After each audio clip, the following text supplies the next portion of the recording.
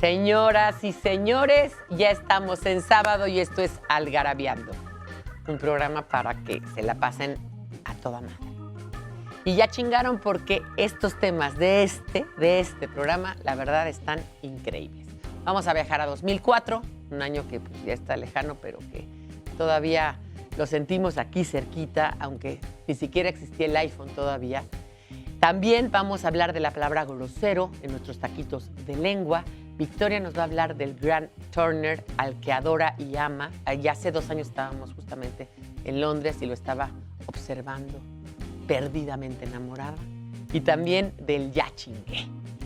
También tenemos a Ale hablando de anagramas, al Feris, que nos va a hablar del torerazo Silverio Pérez, y a Arturo, que nos va a hablar del cobalto. Tenemos una entrevista interesantísima sobre el aborto. Por favor, óiganla y pongan mucha atención en ella. Y viene José Enrique Martínez de Alba, que viene siendo mi novio, a hablar sobre el Guernica, este cuadro tan importante de Picasso. ¿Por qué se pintó y cuándo se pintó? Así que no se vayan, no le toquen al botón.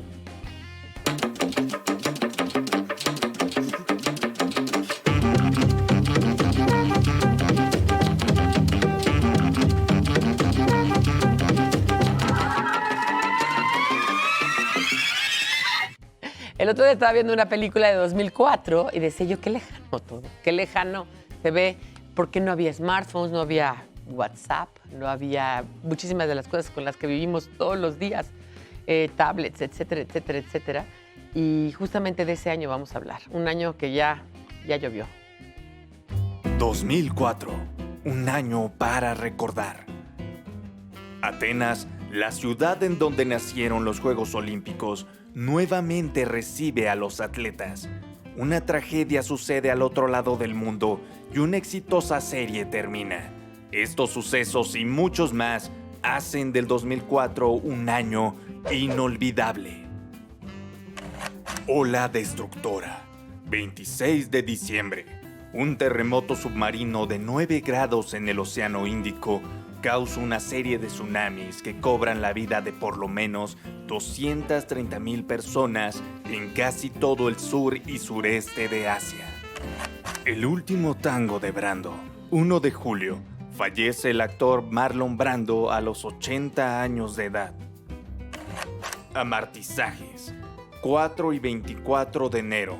Los aparatos exploradores Spirit y Opportunity amartizan uno tras otro en el planeta rojo y descubren que alguna vez hubo agua en Marte. Solo para gamers, Sony saca a la venta en Japón la PlayStation Portable, PSP. 3 de 3, 15 de febrero. El Señor de los Anillos, El Retorno del Rey, dirigida por Peter Jackson, consigue el premio BAFTA a Mejor Película. Días después, triunfa en los Oscar como Mejor Película y Mejor Director. Adiós, amigos. 6 de mayo. Después de 10 temporadas, termina la exitosa y divertida serie Friends. De nuevo en casa. 13 de agosto. En Atenas, Grecia, se inauguran los 28º Juegos Olímpicos, donde participan 201 naciones.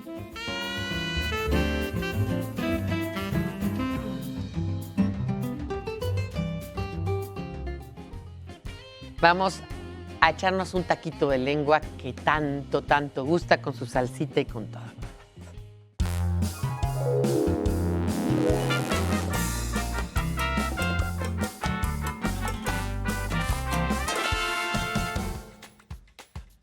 Cachivaches de porra. Niños groseros. Es una frase que yo repetía día tras día en la infancia de mis hijos. Porque hay niños groseros. No contestan, no te hablan. ¿De dónde viene la palabra grosero?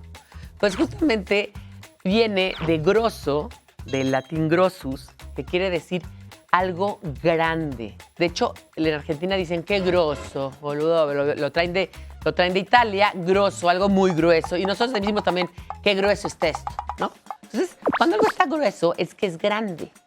Y cuando algo es grande es que es tosco. Y si es tosco y grande, es burdo y es bruto.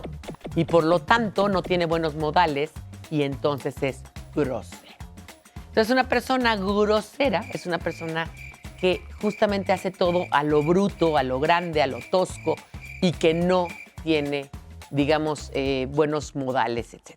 Pero acabó siendo también una persona majadera que viene de majo, que viene también del latín majus, que quiere decir que majaba, así también que apretaba cosas, una persona que no tenía buenos modales. Y justamente una persona majadera, una persona grosera, es una persona que no te contesta, no habla bien, no hace caso, etcétera, etcétera, etcétera. Muy utilizado en México. Qué grosero, qué grosería me hizo. Y como decía mi abuelita, hay amabilidades que parecen groserías.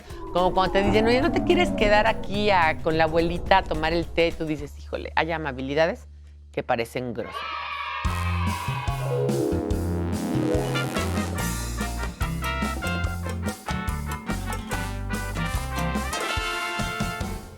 Está Victoria con Turner, su adorado Turner. A ver qué nos va a hablar de él. Ahí les va un dato curioso de Joseph Mallord William Turner, quien nació en Londres en 1775 y es una de las figuras más destacadas de la historia del arte occidental. Fíjense que a los 14 años se perfilaba ya como un superdotado. Fue admitido en la Royal Academy y un año después expuso por primera vez. A los 23 años fue nombrado académico, lo que significó una modesta fortuna y sobre todo la libertad, tanto para desarrollar su obra personal e impartir su cátedra. En contraposición a su maestría para pintar, sus clases fueron desastrosas. Al ser disléxico, nadie entendía los preceptos de la perspectiva y hubo de cancelar las clases por haber perdido a todos sus alumnos. Fíjense que yo soy una escéptica y pocos temas les agarro así como causa, ¿no? O sea, creo que el conocimiento es mi única causa y por eso fundé Algarabía. O sea, conocer para mí y dar que la gente sepa más cosas la hace libre. Los pueblos ignorantes se quedan esclavizados de por vida. Pero si hay un tema que a mí me parece que sí me aboco a él, es el tema del aborto. Y para hablar de él está con nosotros la maestra Mariana Roca. ¿Cómo estás? Hola, Pilar. Bien, gracias. Platicamos fuera del aire lo ancestral que es este tema, ¿no? Y cómo yo en Algarabía en Algarabía no tocamos temas polémicos generalmente, ni posturas políticas, ni posturas religiosas, etcétera. Pero hemos hablado antropológicamente de este tema. Te comentaba, ¿no? Que Marvin Harris dice que el infanticidio y el aborto han sido, desde la historia de la humanidad, las dos formas de control natal más prototípicas. Entonces, esto no es nuevo. ¿Por qué la gente crees que se escandaliza tanto con estos temas? ¿Por qué no podemos con este tema? A ver, cuéntame. Bueno, creo que tiene que ver con ideologías de pronto heredadas, que si una persona que te ha criado, por ejemplo, está en contra de este derecho de decidir, pues a lo mejor lo adoptas, ¿no? Justamente esto que dices de equiparar el aborto con el infanticidio, pues es una cuestión peligrosa, ¿no? Porque al final de cuentas el aborto no es infanticidio.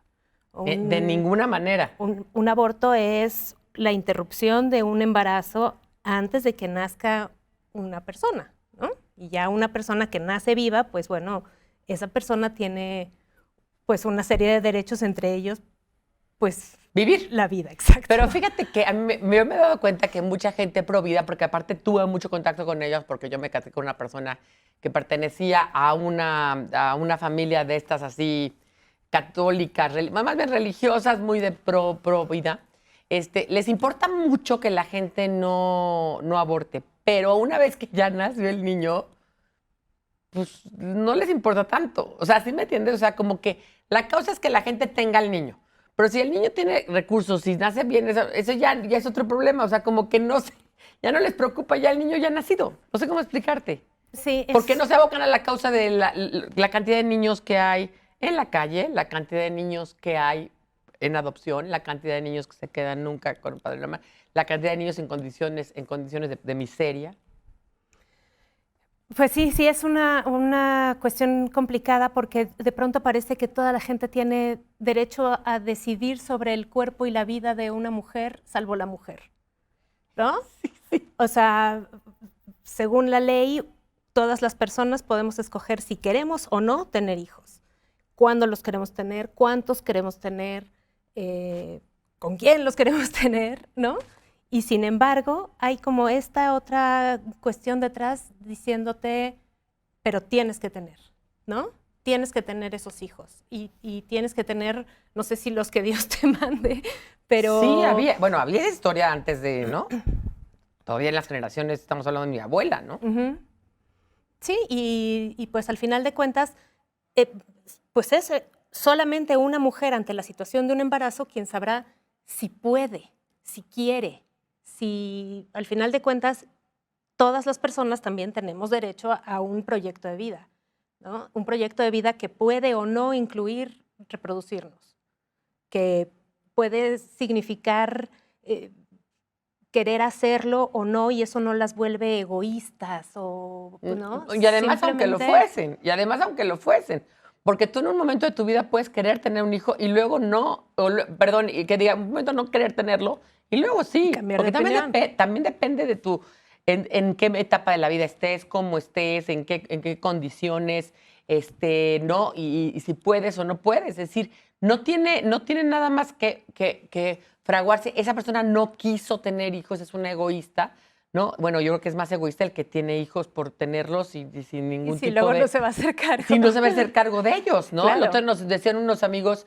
que son muy amigos nuestros y trabajan con nosotros, los Moreno, que son 11 hermanos, nos decía el más grande que él nada más vio a su mamá embarazada y que después a los 15 de años se fue de su casa porque dijo, yo no puedo vivir aquí, ¿no? Yo no quepo. No solamente no quepo, sino nadie me hace caso, o sea, ahora sí que soy un cero a la izquierda, Sí, ¿no? sí. Y así pasa con muchas familias que tenían 11 hijos y que el de arriba, o sea, el del más arriba educaba al otro y el otro, que es un mundo que evidentemente existía cuando no existían los anticonceptivos y tal, ¿no? Yo creo, y siempre lo hemos dicho, la píldora cambió mucho la idea y la manera en que el mundo se vio y la liberación femenina viene a partir de ahí, ¿no? Por supuesto, pero incluso hay que tomar en cuenta que los métodos anticonceptivos también fallan. Ah, no, O claro. sea, existe esta expresión como hijo del DIU, ¿no? Que hay métodos anticonceptivos fallan, incluso hay mujeres que con las trompas de falopio ligadas han tenido embarazos. Hay casos de mujeres a las que les han diagnosticado infertilidad y han tenido un embarazo. Entonces, al final Yo de cuentas, conozco miles de casos de no esos. pasa por la Usted tiene una irresponsabilidad. endometriosis horrenda y nunca va a tener hijos y se embaraza y tiene 3, ¿no? Exacto. 3, de verdad, esos son casos reales, ¿no? Ujú. O gente que, por ejemplo, tuvo muchos abortos y de repente ya no, o sea, tuvo muchos abortos espontáneos. Sí, pérdidas. Y también porque es increíble, porque sí permiten el aborto espontáneo, pero no permiten lo otro, ¿no? Porque sí permiten o sea, eso es un tema bien, digamos, blurred, o sea, hay como, ¿cómo te diré? Es un poco claro. Y ahorita vamos a un corte y volvemos a hablar de eso. ¿Hasta dónde llega la legalización? ¿En qué? ¿Y por qué hay cosas que importan y cosas que no? Vamos a un corte y volvemos con Mariana.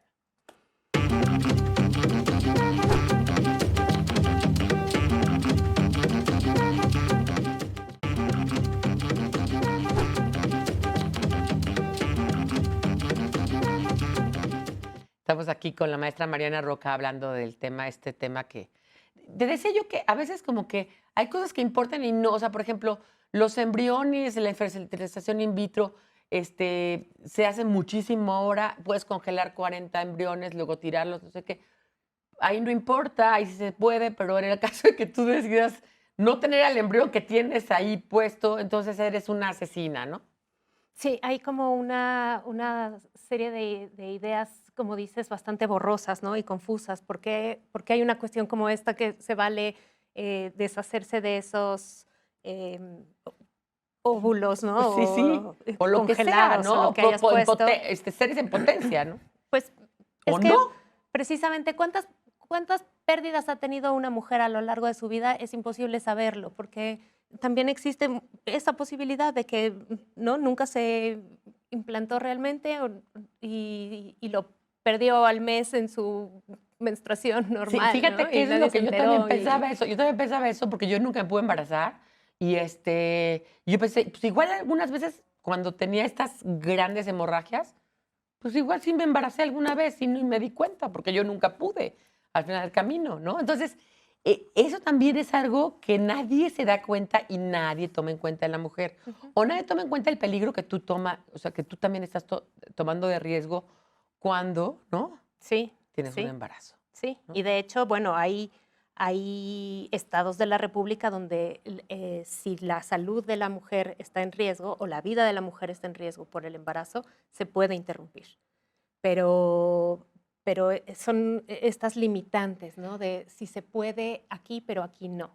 Eso. Y Y si está en riesgo mis ganas de tenerlo y mi emoción, lo emocional no importa, ¿no? bueno, porque también la salud, pues debe incluir, exacto, la salud emocional, la salud mental de una persona, ¿no?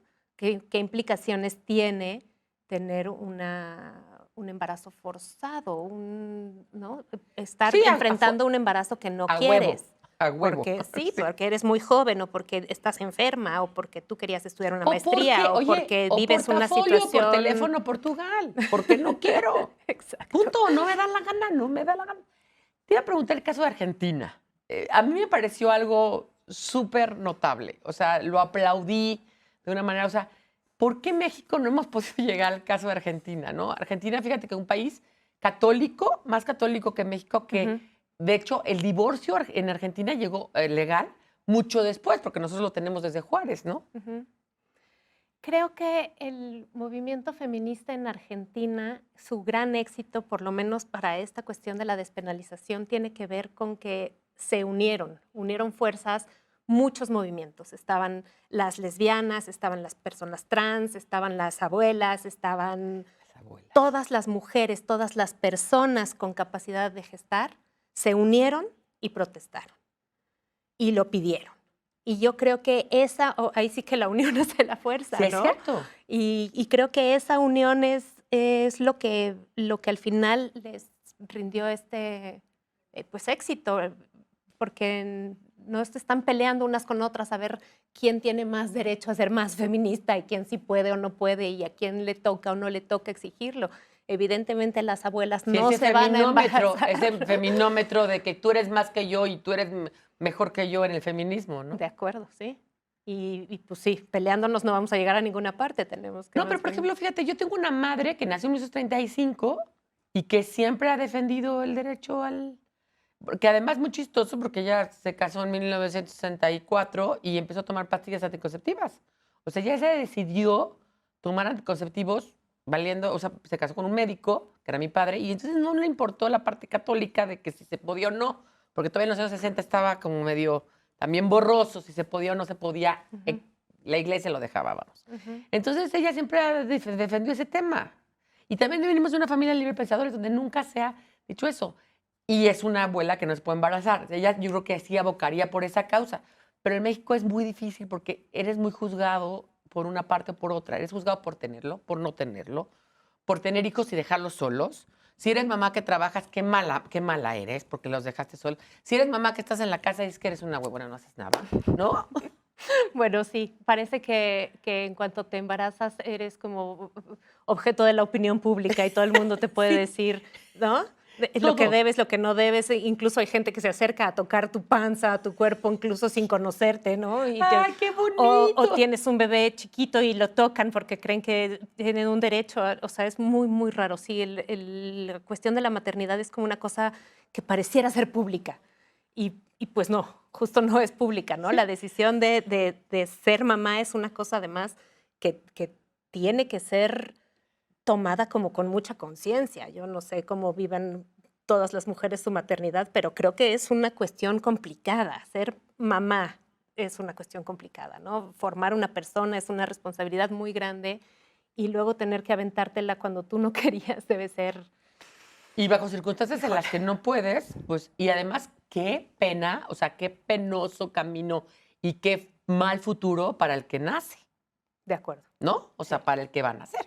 Sí. No, ya no solamente para la madre, sino para el que van a hacer. Si te vas a afectar tú, pues afectate tú solita y tú tendrás tus problemas, pero no un tercero, ¿no? Y yo te decía fuera del área cuánta cantidad de niños yo conocí en el DIF que nunca en su vida porque no los pueden cargar porque se crea un bonding con las enfermeras o con las personas que los cuidan.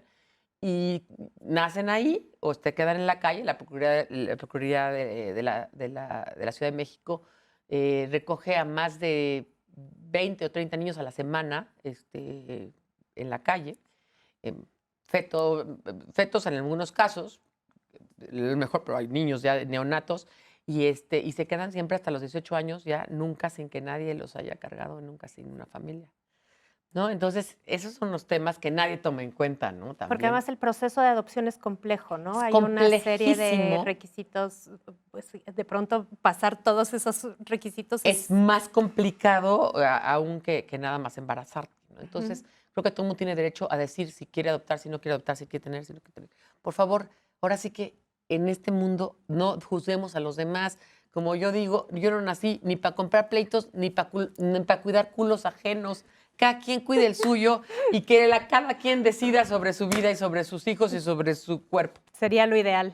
Sería lo ideal. Mariana, gracias por haber estado aquí. Estás invitada a volver cuando quieras. Muchas gracias, Pilar. Y ahora vamos pues con el tema Feris, ¿no? A ver qué nos va a contar el Feris. Silverio Pérez, torero, torerazo. Así es, señores, Silverio Pérez, el gran faraón de Texcoco. Pues fíjense que esta es una anécdota. No voy a hacer una apología de los toros, no se vayan a esponjar. No es que me gusten o no me gusten, simplemente es una anécdota. Silverio Pérez, el gran faraón de Texcoco, pues era la figura en México de los 1940 del siglo pasado, pues era pues el boom del toreo, ¿no? Con la llegada de Manolete a México, a inaugurar la Plaza México en 1945. Pues Silverio Pérez era de las grandes figuras mexicanas, había otros más, pero él logró un contrato de 50 corridas en España. Pues se va a España el gran Silverio Pérez, 50 corridas, resultó que no eran las corridas que le habían prometido, y cuando llega a Madrid ve unos toros con una alzada de este tamaño, dice, esto es brutal, le da miedo, según cuenta la anécdota. Y se consigue a un médico para que le diga que tiene visión doble, que está enfermo y que ve doble y que no puede torear. Otros dicen que es miedo y que no quiso y se regresó a México. Bueno, puede ser, puede no ser. Estando en México, otro gran matador, el gran Carlos Arruza, el ciclón mexicano, es cornado y se va al hospital. Y en el hospital llegan las grandes figuras a ver a ciclón mexicano que estaba cornado o convaleciente. Estaba Aníbal de Iturbide, estaba María Félix, estaba Agustín Lara, estaba Luis Buñuel y por supuesto Silverio Pérez visitando a su amigo.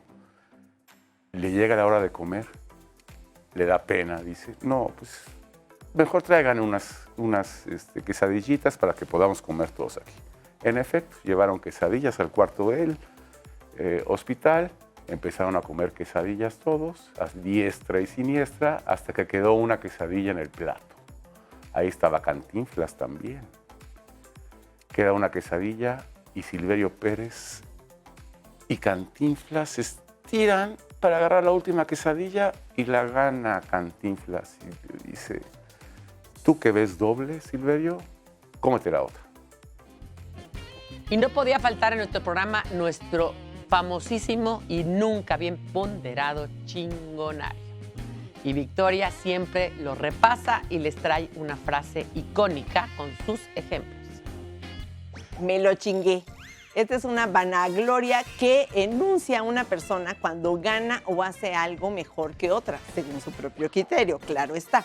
Para darle más énfasis, debe ir acompañada de un movimiento del brazo flexionando el puño cerrado hacia arriba, de tal manera que parezca que se está jalando una cuerda hacia la cintura, es decir, me lo chingué.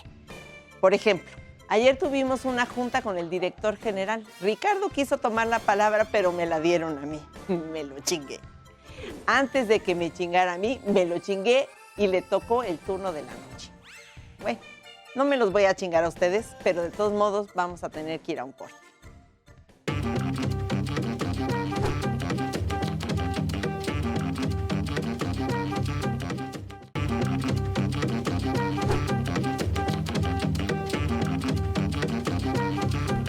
Hay gente que le gustan las palabras como a mí, hay gente que le gustan las máquinas, hay gente que le gustan las computadoras, hay gente que le gusta el fútbol, y hay gente que le gustan los elementos.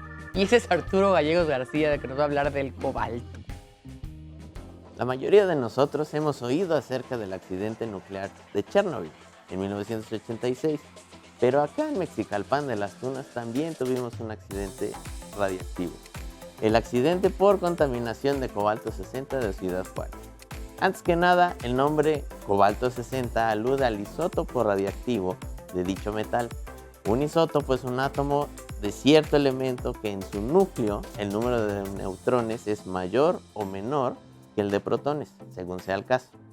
El pedo aquí fue que una serie de negligencias, desde la compra ilegal de una unidad de radioterapia, la falta de personal calificado para poder operarla, el desconocimiento del material radiactivo que terminó contaminando no uno, sino varios depósitos de chatarra, la cual fue después fundida para hacer 30,000 bases para mesa y 6,600 toneladas de varilla para construcción, repartidas en 17 estados de la República y algunas ciudades de Estados Unidos.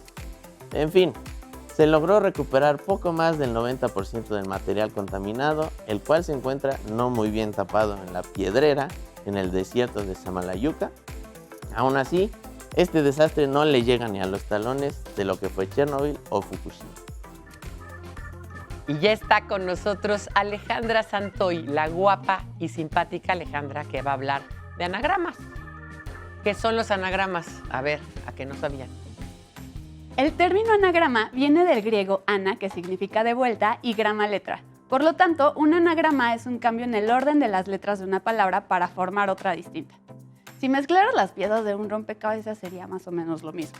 Por ejemplo, si intercambias las letras de gato, obtendrás gota y toga.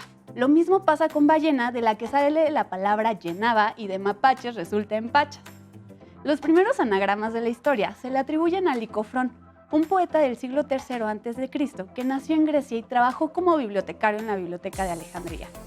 Se dice que un día tuvo la idea de revolver las letras del nombre del rey Ptolomeo, de Ptolemaios en griego, y dio como resultado la palabra apomelitos, que se traduce como que proviene de la miel. Al pasar los siglos, muchos personajes famosos decidieron seguir usando la técnica ancestral de Licofrón, pero no lo hicieron por diversión, sino para ocultar su identidad real o la información que consideraban valiosa. Como Galileo Galilei, quien utilizaba anagramas en sus cartas cuando quería compartir sus descubrimientos astronómicos con alguien, y así aseguraba que sus hallazgos no cayeron en malas manos. ¿Te imaginas que alguien pudiera llamarse Camión de Mora, que es anagrama de Mónica Madero? O Poder Moretón, sería Pedro Montero. ¿Cuántos más puedes encontrar?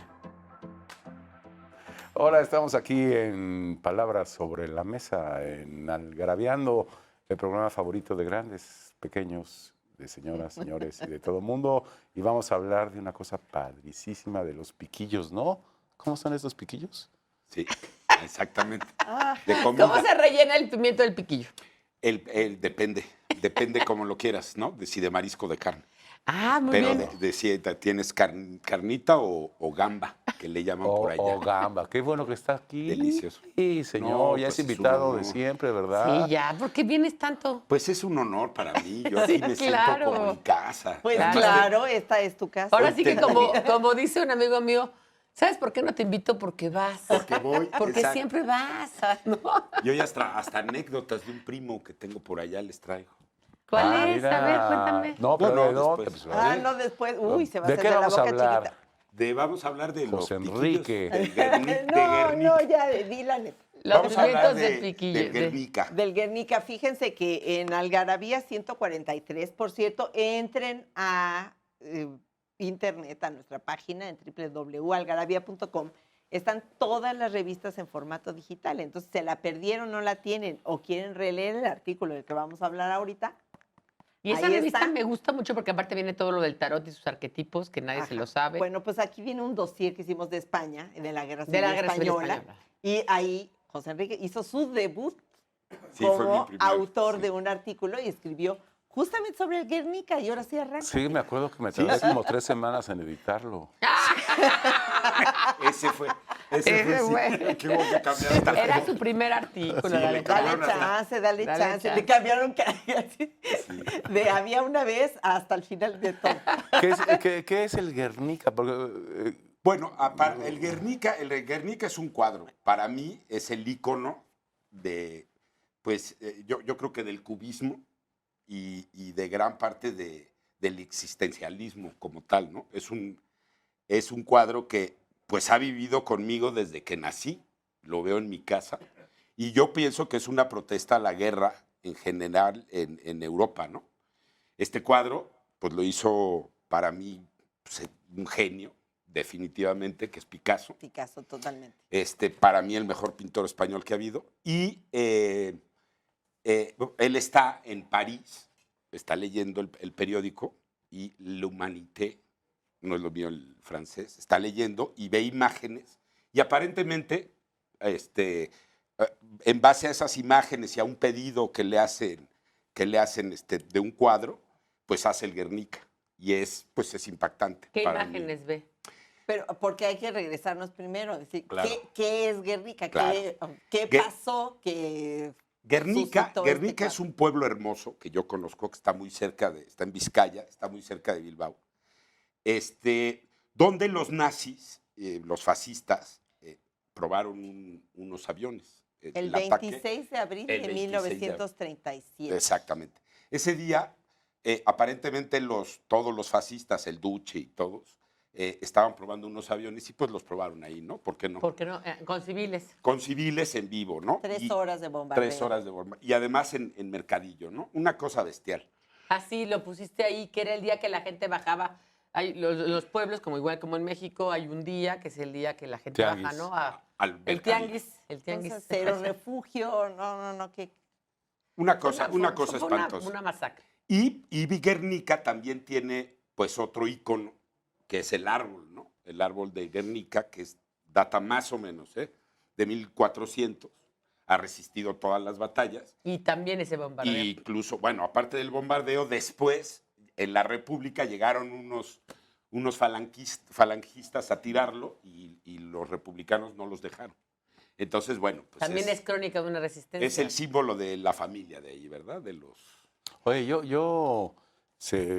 cuando acababa el siglo XX, empezaba el XXI, se hicieron top 10 de todo, de las mejores películas, de las mejores, etcétera. Todo imagínate. Y hubo el top 10, quizás del mejor artista del siglo XX. Y estaba arquitectos, músicos, imagínate músicos, Stravinsky, todos. No, y imagínate. el top one, el número, fue Picasso. Sí. Yo sigo pensando, yo he visto todo, Velázquez, Goya, y sigo creyendo que es un ícono y que además de ahí parte mucho de la pintura, ¿no? Y este cuadro es ¿Por qué es tan grande impresionante. Picasso? ¿Por qué es tan grande Picasso? Picasso lo que primero fue un niño prodigio, o sea, desde los 8 o 10 años Él es de ya Málaga. pintaba Ese es magistralmente, o sea, tenía la posibilidad, el primer cuadro que retrata es la muerte de su madre. Entonces lo pinta desde el corazón y tiene la capacidad, siendo un niño de 10 años, de poder reflejar el dolor que esto estaba ocurriendo, la mamá agonizando en la cama, etc. Y se va muy chavito también a París, donde están todas las vanguardias y el expresionismo ya naciendo y el impresionismo, pues que ya venía de salida, pero también está el fauvismo.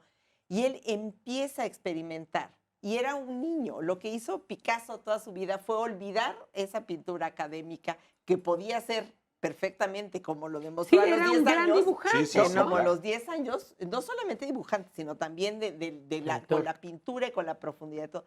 Y después empieza a experimentar y experimentó y a deshacerse de la forma, a deshacerse de lo establecido y siempre adelante con una personalidad muy Brutal. fuerte, muy seguro de sí mismo, pues siempre estuvo como adelante de todos con el cubismo. hace su propia teoría, su propia forma de hacer el cubismo, y es el cubismo más difundido, el sintético, que es justamente, por eso ves un rostro de una figura de Picasso y ves nada más una nariz y un ojo acá, ¿no? No están todos los pasos, que es el analítico, el sintético. Pero te paso da, uno, pero te paso das 20, cuenta, pero pero junto. te das cuenta enseguida. que Que es es eso. exactamente, entonces... Oye, vamos a hacer un corte y bueno, Victoria ya explicó más o menos esto, pero ahorita nos explicarán más Ujú. del Guernica como Del tal. Guernica, como tal. Vamos a hacer un corte y volvemos.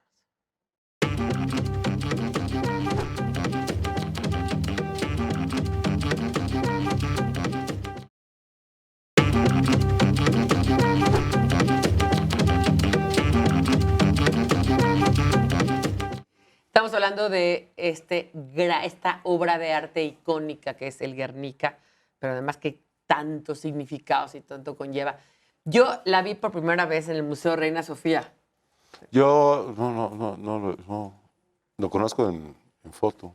¿No la viste en el Reina Sofía? No, No, ¿verdad? No te ha tocado. no, Bueno, me quedé en el bar. A mí no, pero yo no en tengo el Málaga no privilegio está, todavía. ¿verdad?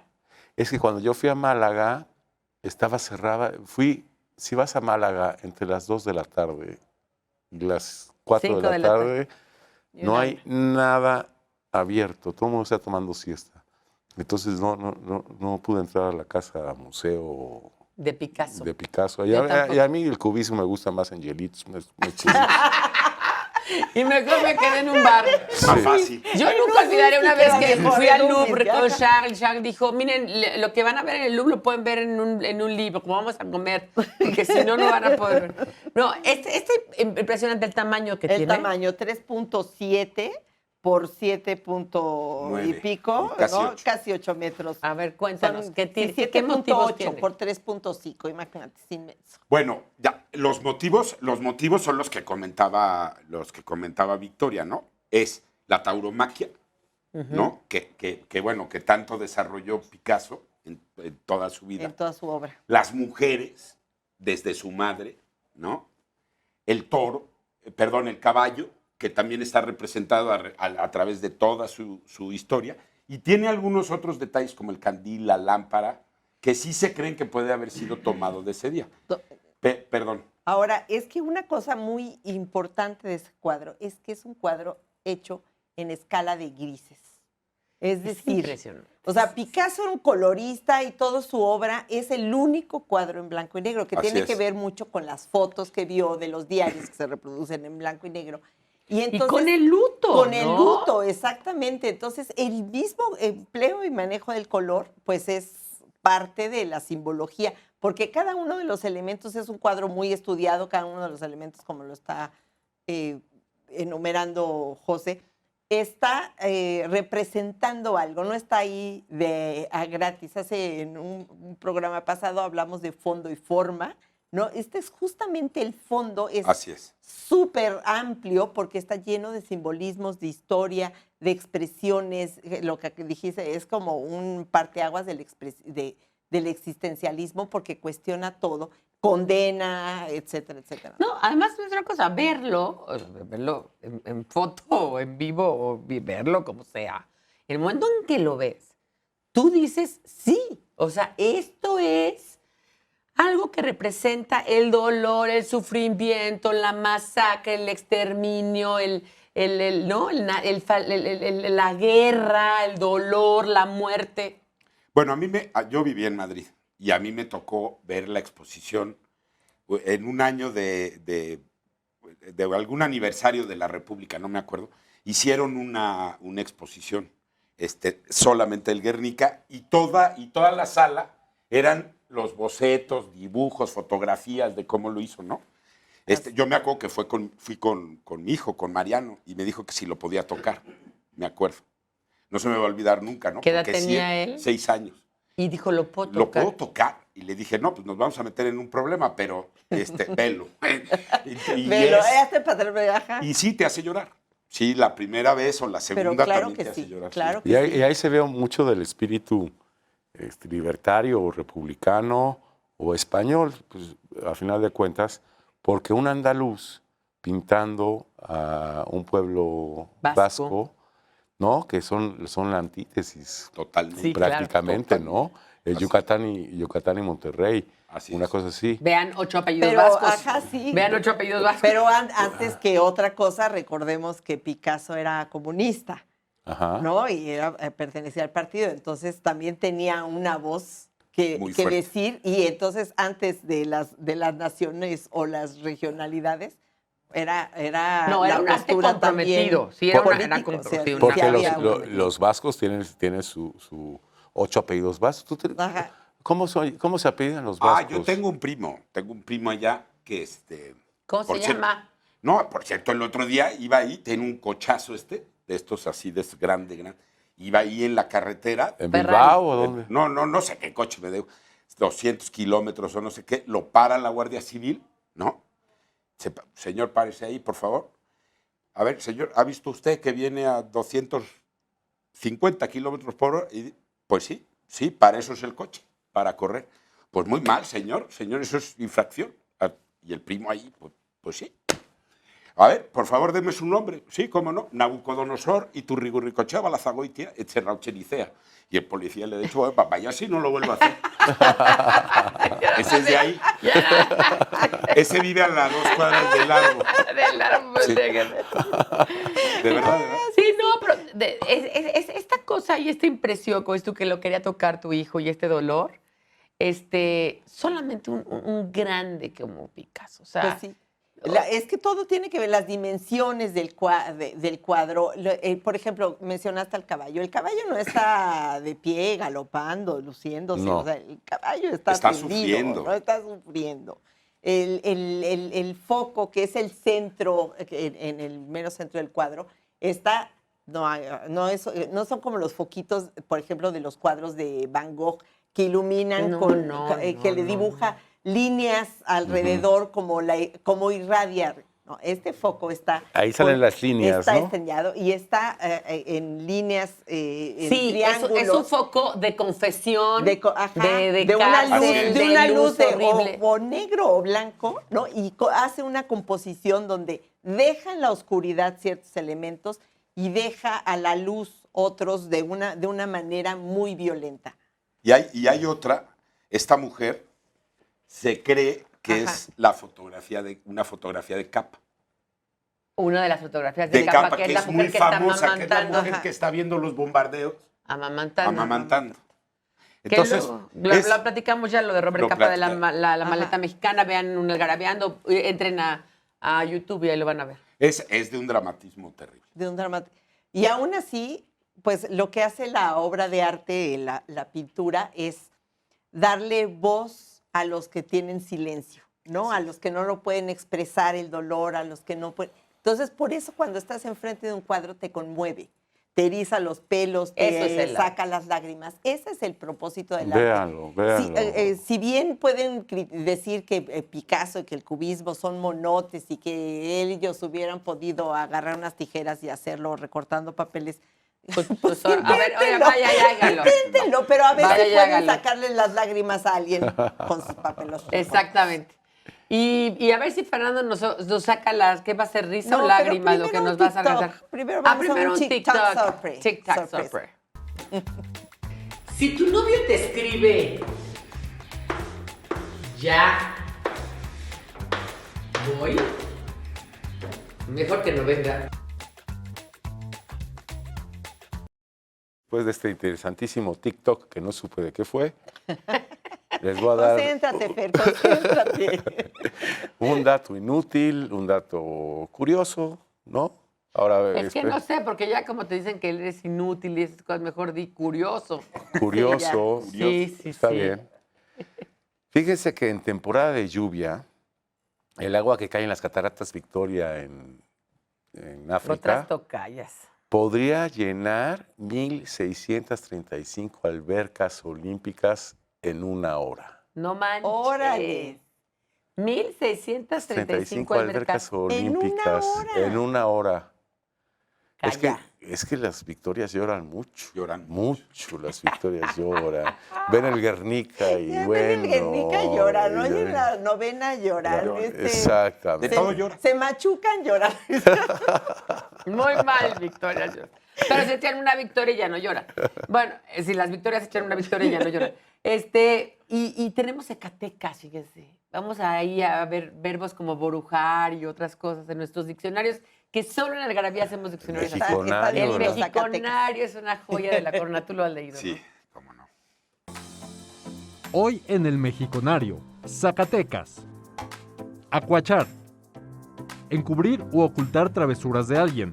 Por ejemplo, cuando éramos niños, mis hermanos y yo siempre nos acuachábamos. Gurguñate. Esófago.